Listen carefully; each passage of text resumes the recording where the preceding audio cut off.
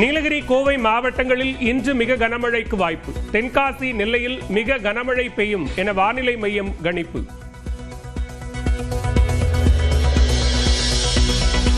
கோவை நீலகிரி மாவட்டங்களில் நாளையும் நாளை மறுதினமும் அதி கனமழைக்கு வாய்ப்பு. திருப்பூர் திண்டுக்கல் மாவட்டங்களில் கனமழை பெய்யும் என்றும் தகவல்.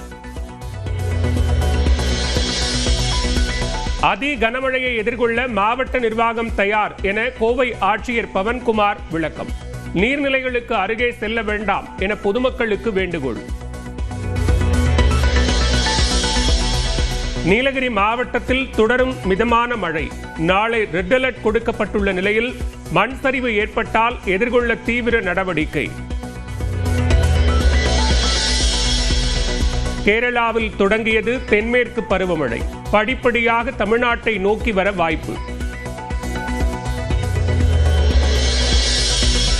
கன்னியாகுமரி மாவட்டத்தில் சூறை காற்றுடன் பெய்த மழையால் மின் கம்பங்கள் சேதம்.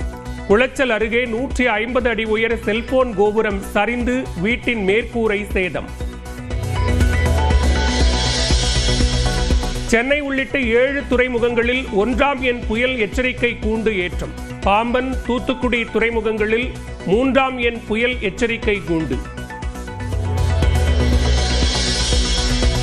டெல்லியில் பிரதமர் நரேந்திர மோடி தலைமையில் நித்தி ஆயோக் நிர்வாக குழு கூட்டம். கர்நாடகா, கேரளா, பீகார், மேற்கு வங்க முதலமைச்சர்கள் பங்கேற்கவில்லை. நித்தி ஆயோக் கூட்டத்தில் முதலமைச்சர் மு க ஸ்டாலின் பங்கேற்பு. மாலை 4:30 மணி அளவில் பிரதமர் நரேந்திர மோடியை சந்திக்கிறார்.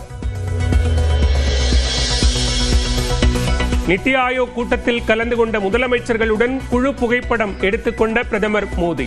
முதல் வரிசையில் பிரதமர் மற்றும் மத்திய அமைச்சர்களுக்கு அடுத்து இடம் பிடித்த முதலமைச்சர் மு க ஸ்டாலின். நித்தி ஆயோக் கூட்டத்தில் 4 ஆண்டுகளுக்கு பிறகு முதலமைச்சர் கலந்து கொண்டது ஏன் என ஜெயக்குமார் சீமான் கேள்வி. அமலாக்கத்துறைக்கு அஞ்சியோ என சந்தேகம் எழுவதாக கருத்து. இடி அல்ல, மோடிக்கும் பயப்பட மாட்டோம் என துணை முதலமைச்சர் உதயநிதி ஸ்டாலின் திட்டவட்டம். நிதியை பெறுவதற்காகவே நித்தி ஆயோக் கூட்டத்தில் முதலமைச்சர் பங்கேற்றதாக விளக்கம். இங்கிலாந்து டெஸ்ட் தொடருக்கான இந்திய அணி அறிவிப்பு. விராட் கோலி, ரோஹித் சர்மா ஓய்வு பெற்ற நிலையில் கேப்டனாக சுப்மன் கில், துணை கேப்டனாக ரிஷப் பந்த் நியமனம். இந்திய டெஸ்ட் அணியில் 2 தமிழ்நாட்டு வீரர்கள் சாய் சுதர்ஷன், வாஷிங்டன் சுந்தர் ஆகியோர் சேர்ப்பு. சென்னை வியாசர்பாடியில் அதிமுக கொடிக்கம்பத்தை தொட்ட 2 சிறுமிகள் மீது மின்சாரம் தாக்கியது. 4 வயது சிறுமிக்கு மருத்துவமனையில் சிகிச்சை. கிராமங்களில் ஓலை குடிசைகள் உள்ளிட்ட அனைத்து வீடுகளுக்கும் சொத்து வரி உயர்த்தப்படுவதாக எடப்பாடி பழனிசாமி கண்டனம். பஞ்சாயத்து பகுதிகளில் உயர்த்தப்பட்ட வீட்டு வரிகளை திரும்பப் பெற வலியுறுத்தல். சென்னை அருகே திருவேற்காட்டில் விளையாட்டு மைதானத்திற்கு இரும்பு வேலி அமைக்கும் நகராட்சியின் திட்டத்துக்கு எதிர்ப்பு. போராட்டத்தில் ஈடுபட்ட மக்களை கைது செய்த காவல்துறையினர்.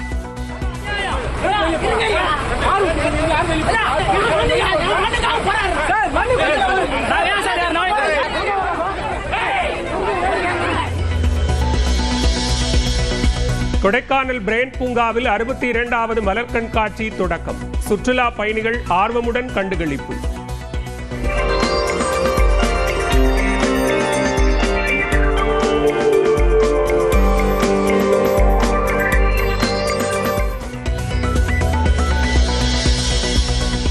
ஜம்மு காஷ்மீரின் பூஞ்ச் பகுதிக்கு சென்றார் காங்கிரஸ் மூத்த தலைவர் ராகுல் காந்தி. பாகிஸ்தானில் தாக்குதலில் பாதிக்கப்பட்டவர்களை சந்தித்து ஆறுதல். கோவை மற்றும் நீலகிரியில் நாளையும் நாளை மறுதினமும் அதி கனமழை பெய்யும் என்று வானிலை ஆய்வு மையம் எச்சரித்துள்ளது. கேரளாவில் தென்மேற்கு பருவமழை இன்று தொடங்கியதாக இந்திய வானிலை மையம் தெரிவித்துள்ளது. வழக்கமாக ஜூன் முதல் வாரத்தில் தென்மேற்கு பருவமழை தொடங்கும் நிலையில் தற்போது 8 நாட்கள் முன்கூட்டியே தொடங்கியுள்ளது. கடந்த 2009ஆம் ஆண்டிற்கு பிறகு 8 நாட்களுக்கு முன்பே தென்மேற்கு பருவமழை தொடங்கி இருப்பதாக இந்திய வானிலை ஆய்வு மையம் தெரிவித்துள்ளது. இந்நிலையில் நீலகிரி, கோவை, தென்காசி, நெல்லை மாவட்டங்களில் இன்று கனமழை பெய்யும் என்று தெரிவிக்கப்பட்டுள்ளது. கோவை மற்றும் நீலகிரியில் நாளையும் நாளை மறுதினமும் அதி கனமழை பெய்யும் என சிவப்பு நிற எச்சரிக்கை விடுக்கப்பட்டுள்ளது. இதேபோன்று திருப்பூர், திண்டுக்கல்லில் நாளை மற்றும் நாளை மறுதினம் கனமழை பெய்யும் என வானிலை மையம் தெரிவித்துள்ளது. வரும் செவ்வாய்க்கிழமை முதல் நீலகிரி மற்றும் கோவையில் மிக கனமழைக்கான ஆரஞ்சு நிற எச்சரிக்கையும் விடுக்கப்பட்டுள்ளது. இந்நிலையில் கோவா, தெற்கு கொங்கன் கடலோர பகுதிகளுக்கு அப்பால் உள்ள மத்திய கிழக்கு அரபிக்கடலில் நேற்று முன்தினம் உருவான குறைந்த காற்றழுத்த தாழ்வு பகுதி நேற்று காலை ஆழ்ந்த காற்றழுத்த தாழ்வு பகுதியாக வலுப்பெற்றது. இது இன்று காலை 5:30 மணி அளவில் அதே பகுதியில் காற்றழுத்த தாழ்வு மண்டலமாக வலுப்பெற்றதாக இந்திய வானிலை ஆய்வு மையம் தெரிவித்துள்ளது.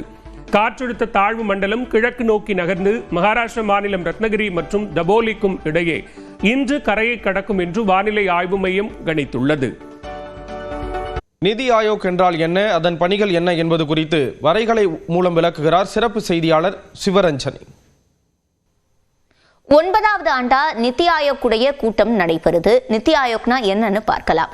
நிதி அப்படின்றதோட விரிவாக்கம் national institution for transforming India, இந்தியாவின் மாற்றத்திற்கான அமைப்பு அப்படின்றதுதான் இதனுடைய விரிவாக்கம். 2015 திட்டக்குழுவுக்கு பதிலாக தான் இதை கொண்டு வந்தாங்க. இதனுடைய உறுப்பினர்கள் அப்படின்னு பார்க்கும்போது இந்த அமைப்புடைய தலைவரா பிரதமர் தான் இருப்பாரு. நிர்வாக குழு உறுப்பினர்களா எல்லா மாநிலத்துடைய முதலமைச்சர்கள், யூனியன் டெரிட்டரிஸோட முதலமைச்சர்கள், துணைநிலை ஆளுநர்கள் இருப்பாங்க. அதே மாதிரி இதுல துணைத் தலைவர்னு பார்க்கும்போது அவங்க பிரதமரால தான் நியமிக்கப்படுவாங்க. ஸ்ரீ சுமன் பெரி தான் இப்ப துணைத் தலைவரா இருக்காரு. இது தவிர எக்ஸ் அஃபிஷியோ மெம்பர்ஸ் சொல்லுவாங்க. இவங்க மத்திய அமைச்சர்கள், இவங்க ஒவ்வொரு முறையும் நியமிக்கப்படுவாங்க. அமித்ஷா, நிர்மலா சீதாராமன், ராஜ்நாத் சிங், சிவராஜ் சிங் சௌஹான்லாம் இப்ப அந்த மாதிரி இருக்காங்க.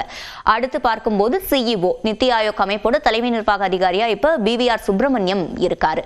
அடுத்ததா பிராந்திய மன்றங்கள் அப்படின்றது அமைக்கப்படும். இது பிராந்தியங்களுக்கு மத்தியில இருக்கக்கூடிய பிரச்சனைகளை தீர்க்கறதுக்காக அமைக்கப்படுது. அப்ப தலைவரே நேரடியாவோ இல்ல ஒரு உறுப்பினரை நியமிச்சோ அந்த பிரச்சனைகளை சமாளிப்பாங்க. அடுத்து கள வல்லுநர்கள், அதாவது ஒரு சில துறைகள்ல பிரச்சனை இருக்கு, இல்ல ஒரு சில துறைகள்ல இன்னும் வளர வேண்டி இருக்கு அப்படிங்கும் போது அந்த துறை சார்ந்த நிபுணர்களை இதுல நியமிப்பாங்க. அததான் கள வல்லுநர்கள் அப்படின்னு குறிப்பிடுறோம். அவங்க இருப்பாங்க. முழு நேர உறுப்பினர்கள் வி.கே. பால், வி.கே. சரஸ்வத், ரமேஷ் சந்த், இவங்கெல்லாம் முழு நேர உறுப்பினர்கள். இவங்களுடைய வேலை என்பது இந்த நிதி ஆயோக் அமைப்போட நோக்கத்தை சரியா எல்லாரும் செயல்படுத்துறாங்களா அப்படின்றத கண்காணிக்கிறது தான். சரி, நோக்கம் என்ன அப்படின்னு பார்க்கும்போது தேசிய வளர்ச்சிக்காக மாநிலங்களை அடக்கின ஒரு குழுவா இது செயல்படும். அதுதான் முக்கிய நோக்கம். பொருளாதார வளர்ச்சி எல்லா பகுதிகளையும் சென்றடையுது அப்படின்ற வகையில திட்டங்கள் தீட்டப்படும். அடுத்த நோக்கம், இன்னும் நிறைய நோக்கங்கள் இருக்கு. அதுல பார்க்கும்போது தேசிய மற்றும் மாநில அளவிலான கொள்கைகளை வடிவமைப்பாங்க. கிராம அளவிலான மேம்பாட்டு திட்டங்களை இதுல வகுப்பாங்க. இது தவிர துறைகளுக்கு இடையிலான மோதல்களை தீர்த்து வைக்கிறது. ஒரு துறைக்கும் இன்னொரு துறைக்கும் யார் இதை செய்யறதுன்ற பிரச்சனைகள் வரும்போது அதை தீர்த்து வைப்பாங்க. சர்வதேச மற்றும் தேசிய அளவிலான சிந்தனையாளர்கள் கிட்ட ஒத்துழைப்பை ஏற்படுத்துவாங்க. ஏன்னா மத்தவங்க கிட்ட இருந்து ஐடியாஸை எடுத்து அதை இம்ப்ளிமெண்ட் பண்றதுக்கு இது தேவைப்படும். கொள்கைகள், திட்டங்களை செயல்படுத்துறத கண்காணிக்கிறதும் இந்த அமைப்போட வேலையா இருக்கு. அது மட்டும் இல்ல, தொழில்நுட்ப ரீதியா ஒரு மேம்பாடு தேவைப்படுது அப்படின்னா அதை செயல்படுத்துறது, அதே மாதிரி கொள்கை ரீதியா இப்ப செயல்பட்டு வர விஷயங்கள்ல இன்னும் என்ன மேம்பாடு நம்ம பண்ணணும் அப்படின்றதையெல்லாம் இவங்க கண்காணிப்பாங்க. இதுதான் இந்த அமைப்பினுடைய நோக்கமா இருக்கு. ரவி மோகன், ஆர்த்தி குடும்பத்திற்கிடையான அறிக்கை போருக்கு முற்றுப்புள்ளி வைத்த உயர்நீதிமன்றம் இரு தரப்பினரும் அவதூறு கருத்துக்கள் தெரிவிப்பதை தவிர்க்க வேண்டும் என உத்தரவிட்டிருக்கிறது.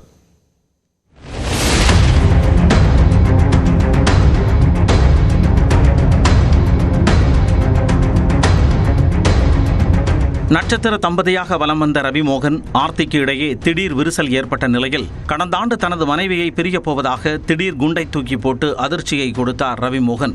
இருவரின் விவாகரத்து வழக்கு நீதிமன்றத்தில் இருக்கும் நிலையில் பாடகி கெனிஷாவுடன் அண்மையில் நிகழ்ச்சி ஒன்றில் மேட்சிங்காக உடை அணிந்து வலம் வந்தார் ரவி மோகன்.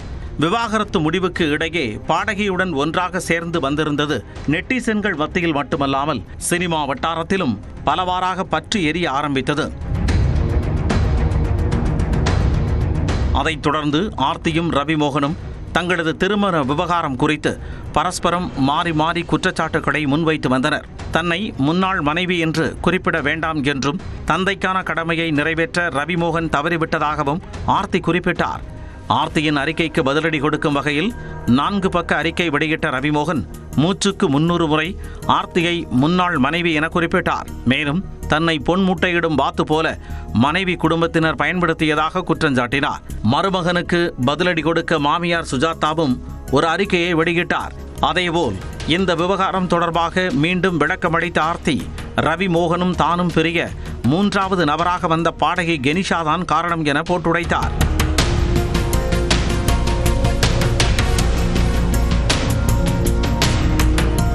மேலும் தீய வழியில் சென்ற கணவரை காப்பாற்றிய தனக்கு கட்டுப்படுத்திய மனைவி என பட்டம் கிடைத்ததாக ஆதங்கத்தை கொட்டிய ஆர்த்தி ரவி மோகன் மீது பல்வேறு குற்றச்சாட்டுகளையும் முன்வைத்தார்.